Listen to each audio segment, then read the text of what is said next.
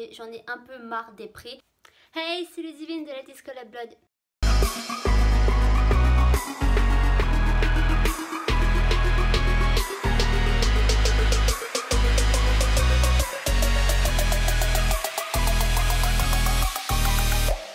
Alors j'espère que vous êtes prêts pour découvrir les nouvelles tendances printemps-été 2019 parce que moi je le suis et franchement ça va être une des vidéos les plus organisées que j'ai faites depuis le début de la chaîne je pense, et il y a pas mal de recherches, je veux bien l'avouer. Avant de commencer, je vous invite tout de suite à vous abonner à la chaîne car c'est gratuit, ça nous fait plaisir, et surtout à activer la notification pour être au courant des prochaines vidéos que l'on postera.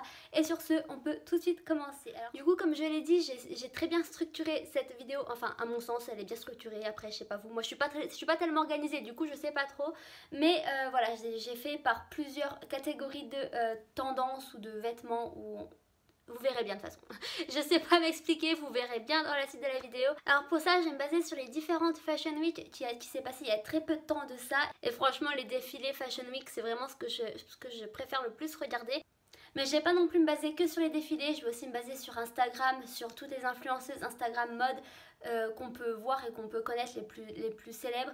Et du coup je vais me baser aussi sur ça, sur ce qu'elles portent déjà. Et bien sûr elle aussi elle se base sur les tendances, sur les défilés, du coup c'est un cercle vicieux, ça s'arrête pas. Mais avant de commencer à vous présenter les tendances, je peux d'ores et déjà vous dire d'aller regarder sur les sites comme Boohoo, Pretty Little Thing, Missguided et tout ça, parce qu'en fait c'est des sites de fast fashion et c'est ce qu'on va parler aujourd'hui, la fast fashion, c'est-à-dire la mode qui vient, qui part, enfin c'est rapide, il y en a partout, sur tous les sites la font et c'est très facile d'accès parce qu'il y a toujours des prix différents et c'est vraiment super pour ceux qui veulent tester sur une saison une mode et après enfin tester une autre, et voilà, c'est ce qui s'appelle la fast fashion. Maintenant on va passer enfin au vif du sujet, c'est-à-dire les tendances. Alors comme je vous l'ai dit, j'ai regroupé cette vidéo en catégories, et la première catégorie on va parler des couleurs assez tendances qui sortent du lot en ce moment. Et bien évidemment la première, j'en suis persuadée que vous l'avez déjà vu sur les réseaux sociaux, c'est le néon ou le fluo. Alors j'ai regroupé les deux en même temps. J'ai remarqué qu'un des défilés en avait le plus, c'était le défilé de prêt-à-porter de la Fashion Week de Off-White à Paris. Et voilà, il y avait vraiment beaucoup de néons. Et moi en fait, de toute façon je vous mettrai tout le long que je parle, je mets les photos sur l'écran, vous en verrez un tout petit peu partout. Alors il y aura des photos du défilé, des photos de influenceuses Instagram, tout ce que je peux vous trouver, je vous les mets. Après moi perso, pour cette catégorie de tendance, c'est-à-dire le néon ou le fluo, je suis pas contre à 100%, mais je suis pas non plus pour à 100%, c'est-à-dire que j'ai un avis mitigé. C'est que je me vois pas sortir dans la rue habillée en néon de la tête aux pieds ou en fluo. Non, c'est pas ce que j'aime le plus, mais par contre porter une pièce, par exemple un col roulé ou en dessous d'une salopette, d'une robe, blazer ou je ne sais quoi, je trouve ça vraiment très très beau. Ou juste un haut avec un pantalon, un skinny noir, c'est voilà, je trouve ça vraiment très très beau. Et il y a aussi une photo que j'ai vue il y a pas très longtemps de LA, j'allais dire LA Bedouin, non maintenant c'est LA Bieber, de LA Bieber, où ce qu'elle portait... elle portait quoi déjà? Je crois que c'était un pantalon ample gris avec le blazer qui va avec. Du coup ça aussi c'est une des tendances, hein, la tendance blazer, pantalon costume. Et elle portait, il me semble, de toute façon je vous remettrai la photo, mais je crois que c'était un pull néon rose et j'ai trouvé ça mais extrêmement beau. La prochaine tendance dans cette catégorie de couleurs, c'est la tendance du color block. Alors si vous ne savez pas ce que c'est le color block, c'est-à-dire que vous portez de la tête aux pieds une seule couleur. C'est-à-dire que si vous voulez porter du rouge, vous portez du rouge en t-shirt, en pantalon et en chaussures. Voilà, c'est ce qui s'appelle un color block. Et comparé à la tendance du néon fluo, où ce que je n'ai vu qu'un défilé, de toute façon je n'ai pas regardé tous les défilés non plus, je regarde principalement ceux qui m'intéressent le plus. Du coup il y a eu plusieurs défilés pour le color block. Il y a eu Off-White encore et toujours, parce que de toute façon color block néon ça va ensemble, à Paris. Il y a eu Balenciaga à Paris, il y a eu Moschino à Milan et Max Mara, je sais plus c'était où, attendez, à Milan là aussi. Mais pour ces 4 défilés c'était les couleurs vives, hein, c'est du jaune, du rouge, du vert, enfin c'était très très vif. Mais sinon il y a eu Chanel et on rend un petit hommage à Karl Lagerfeld qui nous a quittés il y a peu de jours. Voilà, j'ai assez mal pris cette perte parce que j'étais vraiment fan de Karl Lagerfeld, de son univers. Par contre j'avoue j'étais pas d'accord avec tout ce qu'il disait, mais c'est vrai que c'était un très grand homme qui a eu un énorme succès et pouvais que faire de sa carrière. C'est vraiment un grand homme dans le monde de la mode et c'était aussi mon rêve de le rencontrer. Du coup ça se fera pas, c'est impossible, mais voilà, du coup je ferme cette parenthèse de l'hommage à Karl Lagerfeld et je vous parle du défilé de Chanel. Et pour le défilé de Chanel, en fait c'était quand même des color blocks, mais des couleurs plus pastel. C'était un petit peu l'univers de ce défilé de la Fashion Week prêt-à-porter Chanel. C'était des couleurs assez pastel, du jaune pastel, il me semble qu'il y avait eu du violet pastel et peut-être du bleu et du rose. Je suis plus trop sûre, le rose je crois, le bleu je me rappelle plus trop. Mais c'est vrai que là c'était des couleurs moins vives que les 4 précédents défilés. Mais j'ai quand même trouvé ça très très beau. Alors pour moi ce que je pense de cette catégorie de couleurs, c'est que moi j'adore. Perso, le color block, j'aime ça énormément et je suis fan de couleurs. Tout ce qui est couleurs vives, c'est voilà, c'est mon univers, j'adore ça, c'est ma personnalité. De toute façon, je pense que vous l'avez deviné depuis, mais je suis extrêmement fan du jaune, c'est ma couleur préférée avec le violet et si je pouvais porter que ça en fait, dans toute une tenue, je le ferais à 100%. Ensuite, la prochaine catégorie de couleurs, c'est la couleur jean ou l'effet jean ou le jean tout court. Et il y a eu plusieurs défilés là aussi. Alors il y a eu Balmain. Alors Balmain, c'est vraiment ma marque de luxe, mais favorite. J'aime tellement, surtout depuis que c'est Olivier Rousteing qui est à la direction de la marque. C'est vraiment un univers que j'adore. C'est rock'n'roll, c'est voilà, c'est tout ce que j'aime. Et franchement, je pense que quand j'aurai mon premier salaire ou quand j'aurai assez d'argent, je pense que une pièce Balmain sera la première pièce de luxe que je m'achèterai parce que j'aime tellement. Alors du coup il y a eu Balmain à Paris, il y a eu aussi Balenciaga toujours à Paris, Zadig et Voltaire à Paris et pour finir Isabelle Marant à Paris. Et franchement les tenues en jean dans ces défilés c'était juste magnifique, perso j'ai adoré. Et depuis très très longtemps en fait le jean en jean, le denim en denim qui était un petit peu beaucoup critiqué il y a quelques années, moi je le portais déjà. Franchement je m'en foutais de la vie des gens, j'adore porter du denim et sur du denim, c'est quelque chose que j'aime tout simplement et je vois pas ce qu'il y a de mal à porter ça. En fait maintenant ça va, ça se régule un tout petit peu, il y a beaucoup plus de gens qui en portent, mais avant franchement c'était assez critiqué je trouve. Pourquoi? Laissez les gens s'habiller comme ils veulent, bon sang. De toute façon au printemps vous allez déjà me voir avec mes vestes en jean, mon jean et mes Converse, hein.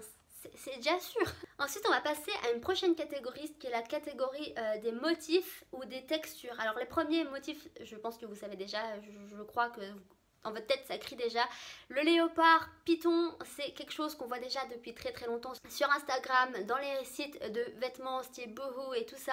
Mais il y en a eu encore cette année dans les défilés de la Fashion Week et c'est compréhensible parce que c'est une tendance qui ne s'arrête pas et qui va continuer encore pendant très longtemps je suppose.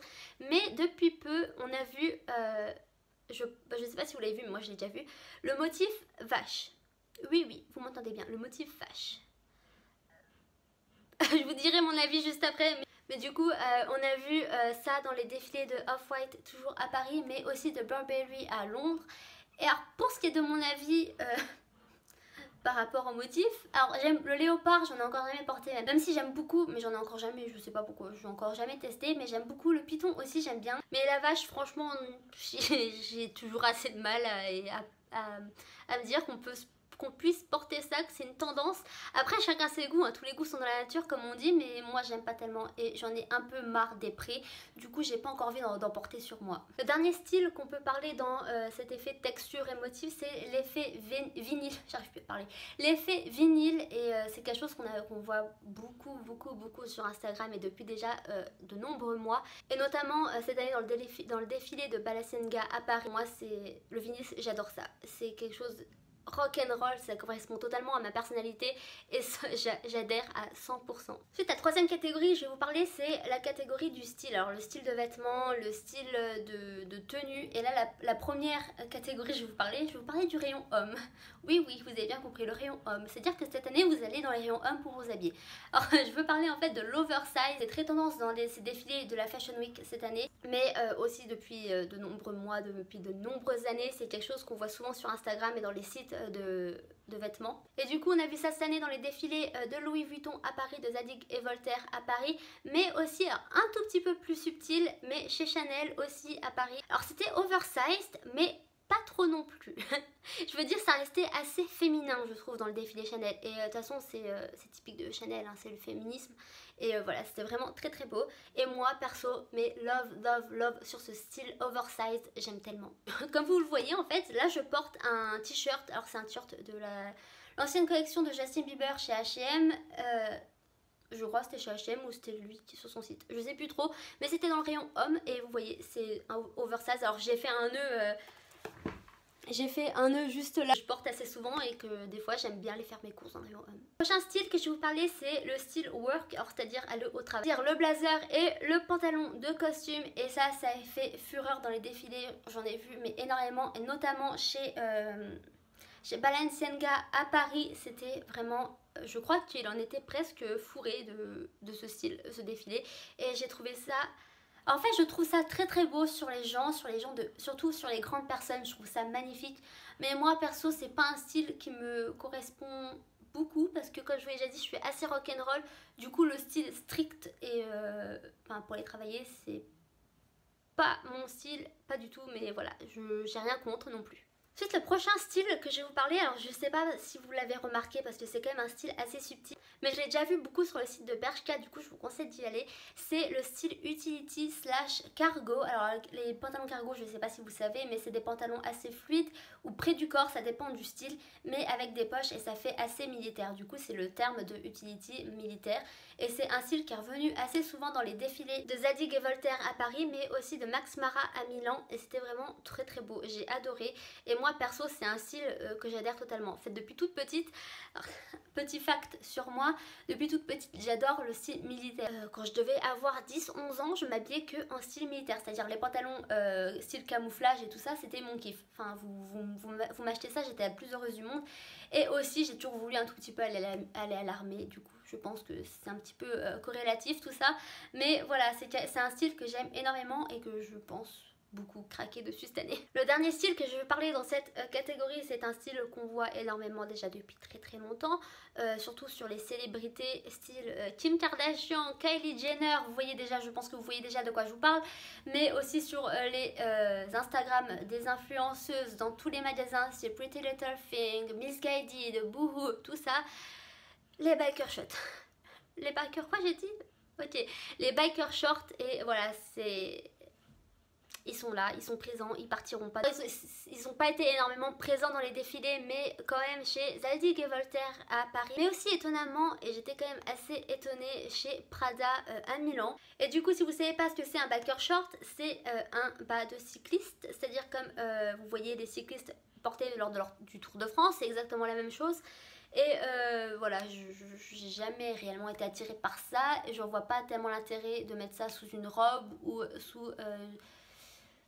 un t-shirt long, je vois pas l'intérêt. Je fais mes achats vêtements sur internet, c'est pas réellement dans la catégorie d'où je me dirige en premier. En fait, j'ai rien contre, là aussi, mais j'ai rien pour non plus. C'est bien pour rester à la maison, pour faire son sport, mais après pour sortir, bah non merci quoi. Et la dernière catégorie que je vais vous parler, c'est la catégorie des tendances qu'on n'a pas vues dans les défilés ou que moi je n'ai pas vues. Voilà, je vais pas parler pour une généralité parce que ça se trouve vous les avez vus mais pas moi, j'ai pas fait attention. Mais je vais vous parler des tendances qui font déjà fureur sur Instagram notamment et qui commencent à venir un peu sur les réseaux sociaux, sur les magasins. Et du coup je vais déjà vous parler d'un premier style de vêtements. Alors là aussi c'est un style de motif et tout, c'est le tie and dye. Alors oui, le tie and dye revient. Tie and dye, ça date de quand déjà? Ça 2014-2015 il me semble. Vous vous rappelez au moins des cheveux en tie and dye? Parce que moi je me rappelle très très bien et j'ai un très mauvais souvenir d'une très mauvaise expérience. Voilà, mes cheveux ont été carrément niqués et j'ai dû me les couper tout court avant qu'ils repoussent. C'était génial. Pourquoi j'ai voulu faire ça? Je sais pas. Parce que c'était à la mode et j'étais un vrai mouton. Mais du coup voilà, le tie and dye revient cette année, c'est une tendance du printemps-été 2019. Et là aussi je l'ai déjà vu sur le site de Bershka, du coup je vous conseille d'y aller si ça vous intéresse. Moi perso... Voilà, j'ai déjà eu une mauvaise expérience avec le tie and dye au niveau des cheveux et j'ai pas envie de retenter ça au niveau des vêtements, mais vraiment pas. Ensuite, le prochain style de vêtements que je vais vous parler, c'est le style champêtre. Alors je pense que là vous êtes perdus, vous savez même pas de quoi je vous parle, le style champêtre, qu'est-ce que c'est? Et en fait, le style champêtre, c'est des champettes.